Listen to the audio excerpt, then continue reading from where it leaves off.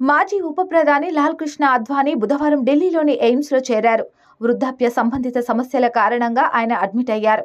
వృద్ధాప్య సమస్యల విభాగానికి సంబంధించిన వైద్యుల పర్యవేక్షణలో అద్వానీ ఉన్నారు.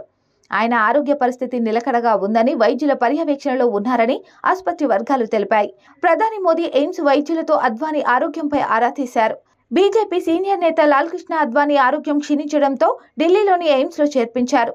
వృద్ధాప్య సమస్యలతో బాధపడుతున్న ఆయనను బుధవారం రాత్రి 10:30 ఎయిమ్స్లోని పాత ప్రైవేటు వార్డులో చేర్చారు.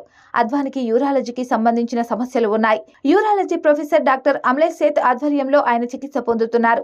అద్వానీ మెడికల్ బులెటిన్ను ఎయిమ్స్ వైద్యులు, వైద్య నిపుణులు త్వరలో విడుదల చేయనున్నారు. కాగా ఆయన ఆరోగ్యం బాగానే ఉందని కుటుంబ సభ్యులు తెలిపారు.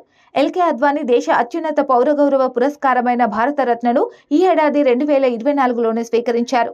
రాష్ట్రపతి ద్రౌపది ముర్ము ఎల్కే అద్వానీ నివాసానికి వెళ్లి భారతరత్నతో సత్కరించారు. ఈ కార్యక్రమంలో ప్రధాని నరేంద్ర మోదీ, ఉపరాష్ట్రపతి జగదీప్ ధన్కర్, మాజీ ఉపరాష్ట్రపతి వెంకయ్య నాయుడు కూడా పాల్గొన్నారు.